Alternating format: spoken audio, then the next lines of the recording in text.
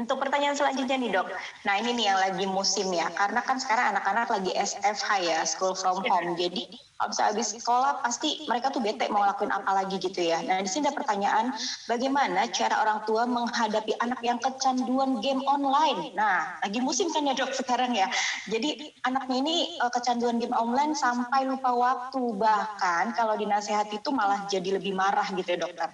Gimana tuh dokter cara menasehatinya? Ya.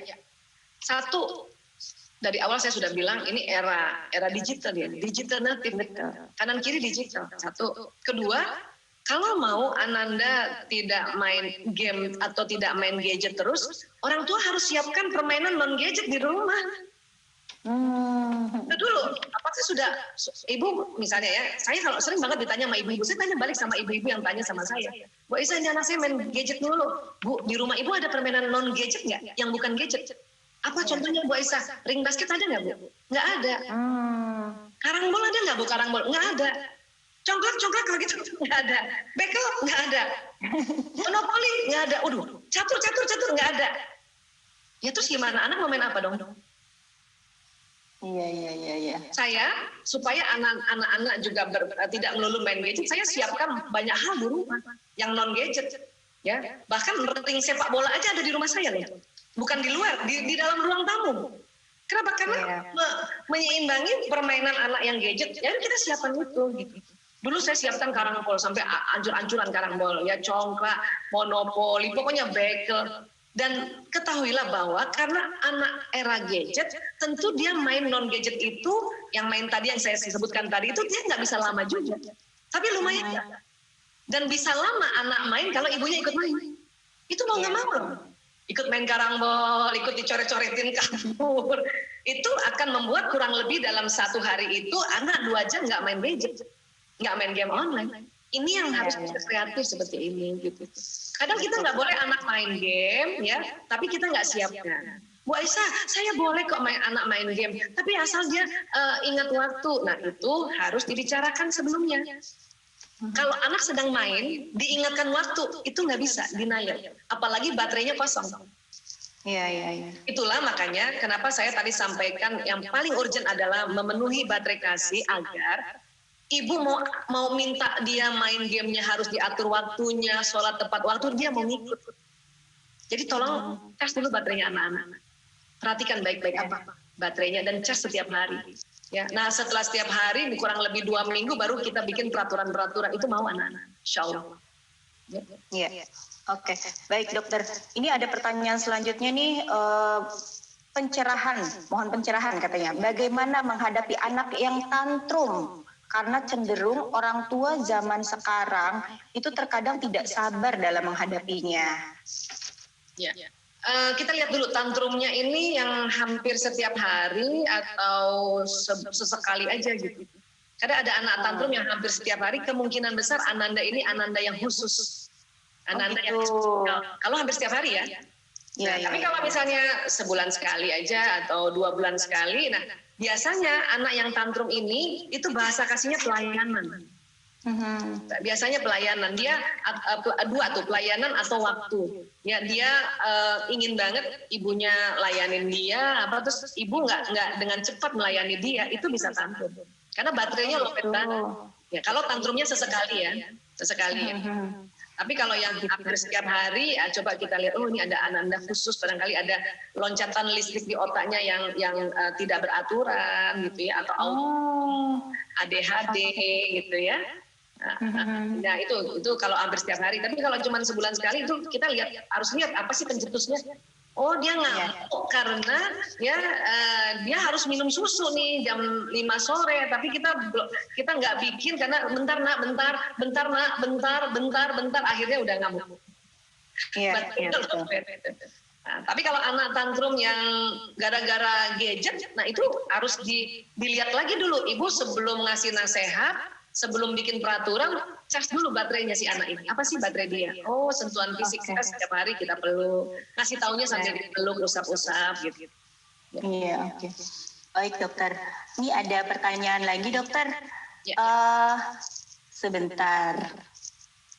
Bagaimana cara kita memberikan pelayanan kepada anak Sementara di sisi lain kita juga ingin anak kita mandiri. Nah, ini juga bagus nih dok pertanyaannya ya. Dari Ibu Hilda Elista dari Guru PAUD Gardenia. Silakan dokter. Anak yang baterainya pelayanan itu bukan 24 jam kita layani. Hari itu sudah kita kasih makan belum ya? Atau kita bikinkan makanan belum? Atau misalnya kalau dia masih kecil ya, masih misalnya tahun itu udah kita yang mandikan, kita yang pakaikan baju belum? Ada yang kita sisirkan belum? Itu yang dibutuhkan oleh dia. Dan pada saat kita mencharge baterai pelayanannya, dia akan mandiri. Kenapa? Karena anak yang baterainya pelayanan itu anak mandiri sebetulnya. Bahkan anak yang senang dengan sigap membantu bapak ibunya. Tapi dia baterainya juga ingin di-charge gitu. Dengan sebuah pelayanan yang sebelum dia minta kita bantu. Misalnya ada anak lagi betulin sepedanya nih, kan lagi musim sepeda ya. Dia belum bantuin, ya bapaknya duduk di sampingnya bantuin. Apa yang mau dibantu nak? Itu dia langsung seneng banget. Apa dia bilang? Nggak usah ayah. Tapi waktu ayahnya bilang apa yang mau dibantu nak? Itu kecas baterainya. Nggak usah ya, aku bisa kok. Alhamdulillah. Terus ditemenin ngeliatin. Ya. Ini kayak gini bisa, ini kayaknya ayah bantu. Itu caranya. Oke. Ya, karena banyak ibu-ibu menganggap nanti kalau pelayanan kita layanin dia nggak mandiri. Bukan begitu. Dia bukan 24 jam. Karena anak baterai pelayanan dia melayani kita duluan. Kita nggak afeksi. Nah, itulah makanya lowbat. Karena lowbat, makanya dia posting.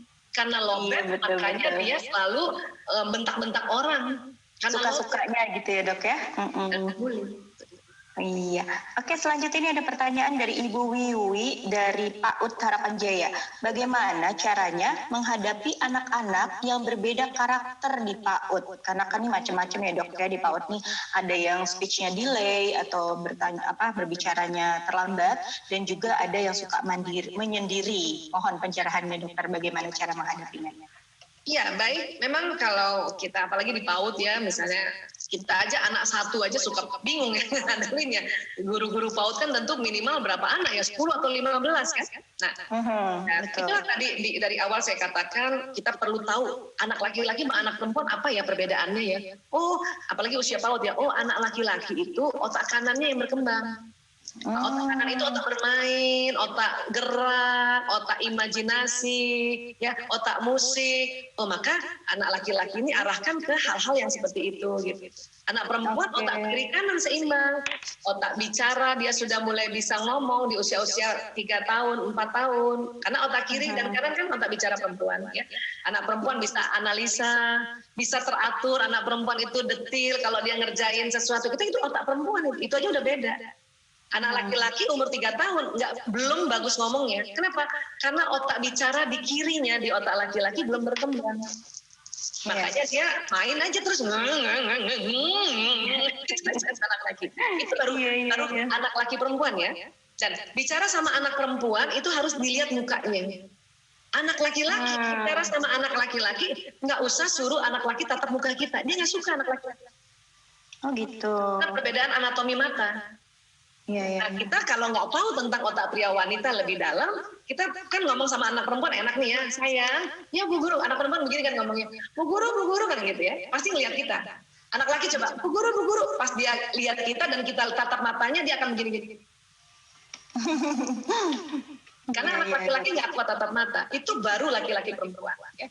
Nanti belum lagi watak, ya mungkin hari ini nggak bisa dijelaskan detil. Nanti boleh ibu-ibu mau watak anak, nanti bisa lihat di YouTube kami yang tentang watak anak itu detil seperti saya jelaskan. Ya. Nah, tapi yang penting gini justru perhatikan bahasa kasihnya. Ya. Kalau nanti antara watak dan bahasa kasih itu ada kaitannya. Anak yang suka menyendiri itu justru bahasa kasihnya waktu yang berkualitas. Dia ingin ditemenin sama gurunya, walaupun dia nggak ngomong. Aneh ya? Iya betul. Ada juga anak yang gini, dikit-dikit gini, Bu Guru, aku hebat nggak Bu Guru? Aku keren nggak Bu Guru? Ah, itu berarti bahasa kasih dia kata-kata pendukung. Puji dia. Hari minimal sekali. Ya. Iya hebat nak, Masya Allah, hebat banget anak bunda ya, keren. Ada lagi anak murid ya baru datang dia udah langsung peluk bu gurunya. dengan mudah. Itu kemungkinan besar baterai pertamanya sentuhan fisik, kita harus peluk lagi. Terima kasih gitu. Atau kalau misalnya kita mau minta dia cuci tangan makan, kita sambil punggungnya kita tepuk. Itu kalau yang bagus.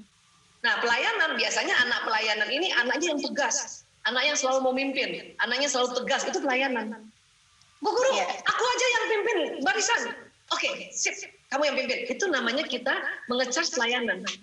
Oke, baik dokter. Nah, kayak gitu. Oke, untuk pertanyaan selanjutnya. Hadiah.